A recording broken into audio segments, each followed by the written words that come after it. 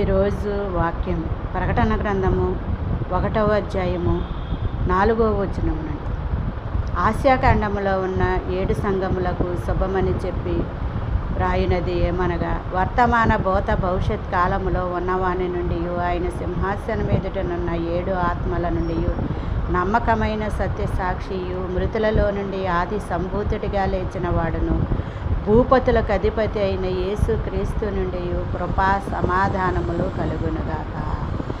మొదటి శతాబ్దములోనే క్రీస్తు శకములో యోహాను గారు ఆత్మ ద్వారాగా యేసు ప్రభువారు రాయించిన మాటలండి.